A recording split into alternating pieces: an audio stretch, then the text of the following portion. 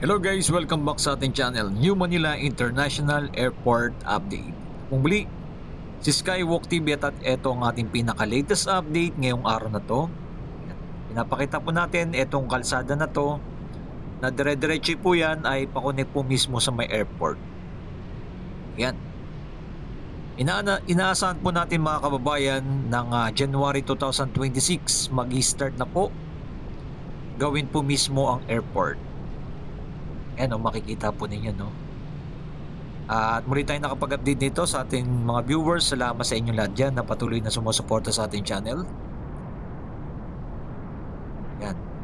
Ito po yung magkakaroon ng dalawang runway mga kababayan. Modern terminal and key facilities design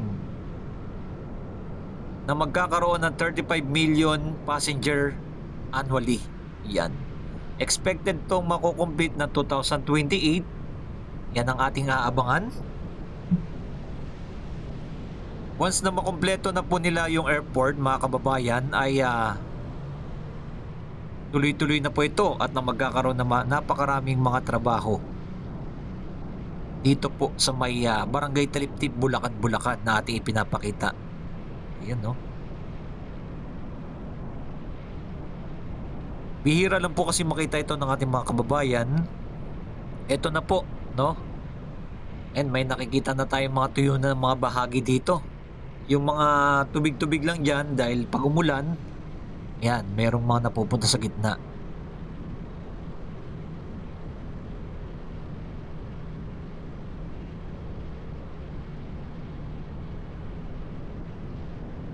Yan, nakikita na po natin.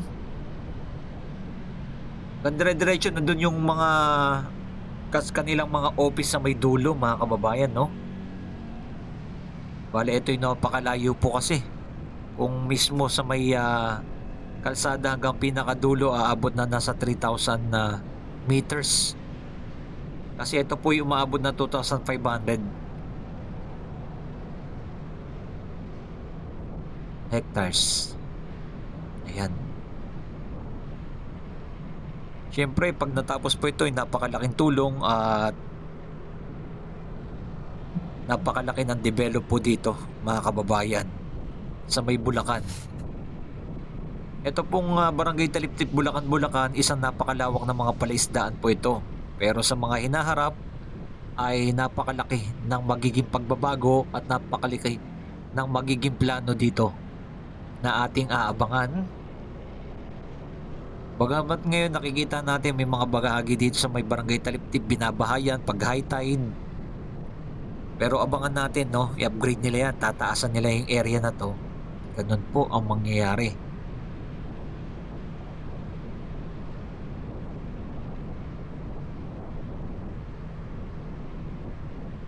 Yan o, yun sa may pinakadulo yung nakikita yung puti. Sinum na lang po natin no. Medyo malayo-layo na po ito. At medyo matibay na po yung lupa na kanilang nasiksik po dito ng mga buhangin.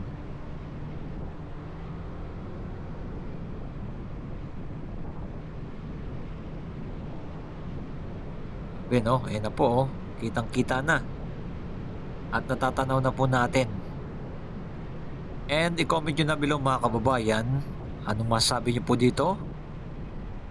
Sa gagawin pong project dito sa may Bulacan.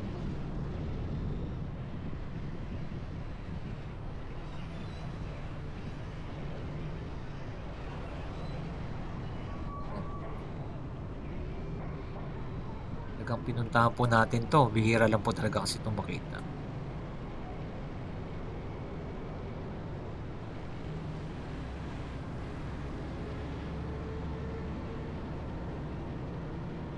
Yun no. Yun nasa may pinakadulo.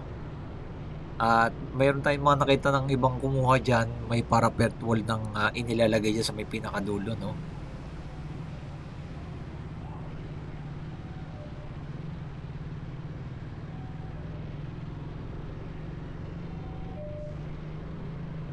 Ayan.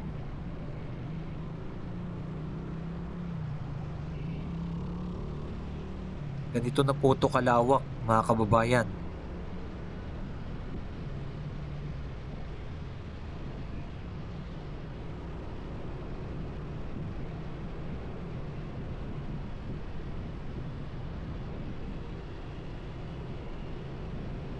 And like and comment and share kung ano masabi niyo po dito sa ating pinuntahan.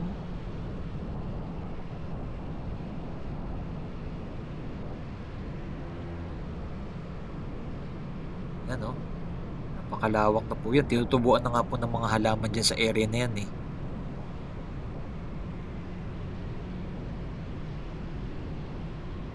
Yan po yung pinaka-actual video natin. Yung makikita po ninyo. Bagamat dito sa area na to, wala pa po tayong nakikitang mga gumagawa. Pero abangan po natin by next year at kung ano na po yung magiging progress. Pero dito po sa may kalsada, no, yung pinakita natin ng unang-unang video natin, yan, tuloy-tuloy po yung mga gumagawa dyan. At natanong din po natin mismo yung tao po dyan, no. At syempre magkakaroon ng skyway papuntang ginagawa na rin po sa may ano, no, sa may Manila. May mga poste na po doon ang ginagawa nila. Yan yung mangyayari po dyan eh. Dire-diretso po yan. Yung Salex.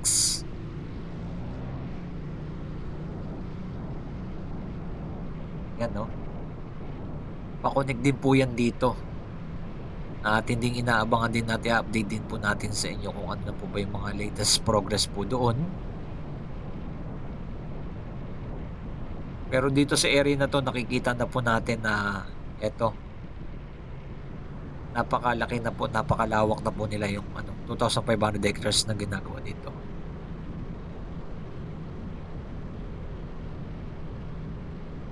Yan.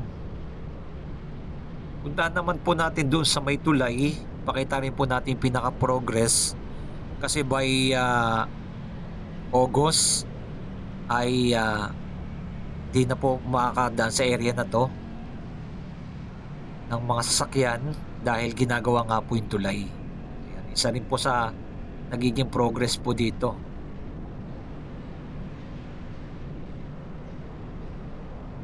At isa pa po, nagsara na rin po yung Nabotas landfill.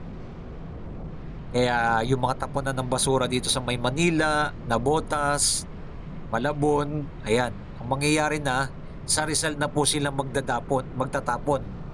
Yung 6 na city na nagtatapon dyan sa Nabotas ay nagsara na, no?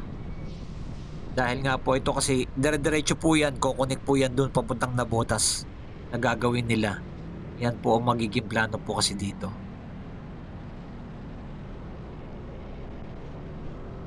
Yan. At may progress na rin po doon sa may Nabotas at mga susunod na araw ay update din na po natin. Pero dito na pinapakita po natin kung gaano kalawak po mismo yung mga palaisdaan dito. Ayan, ganyan kalawak po yan. Yan yung mga bahay, no? Meron tayong mga napuntahan na nakaraan na mga bandang Malolos. Ay yung mga bahay talaga nila, no? Talagang tinaasan na nila. Dahil malapit na nga sa mga bintana eh. Meron tayong video dyan, panoorin nyo na lang po. Yung mga flood control project, no, pinuntahan natin. Pakonek rin po kasi dito yan sa may Malolos eh. Papunta din sa may Manila Bay. Yung tubig nila.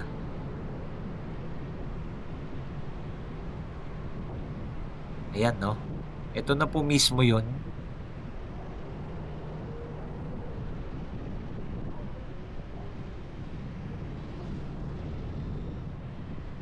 Nakita natin yung pinaka-view pag malayuan. Yan, ang lawak oh. Napakalawak dito sa area na to ng mga palaisdaan. And nilapit po natin yung pinaka-drone natin doon para makita nyo po dito naman sa area na to kung ano na po yung nagiging progress. Yung right side po ng dito sa may tulay kasi masyadong tinaasan po talaga nila, no? Ang area po dito. Pinalitan na po nila ng bago dahil etong tulay po kasi nito ay luma na rin po. Kaya in-upgrade na rin po nila na mas mataas pa. Yan. Makita po natin. Dito marami pong gumagawa po dito, no? Sakto, aasahan natin yan by next year ay ito. Malaki na po yung pinaka-progress po dito. Ayan, oh.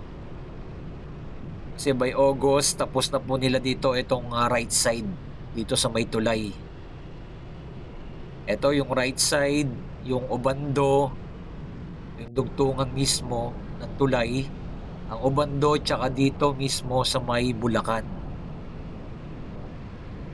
Yan. Pakita natin yung pinaka-progress dito naman. Ayan, ito na po yung mismo kanilang ginagawa. Oh. Ito, oh. Malapit na po nila makumpleto dito sa area na to. Yan, oh. May mga concrete girders na po mga nakalatag dyan. Itong right side. Kaya by August po ay itong lugar na to ay hindi na po mismo makakadan yung mga sasakyan. Sasara na po mismo. Ayan, tapos po dito.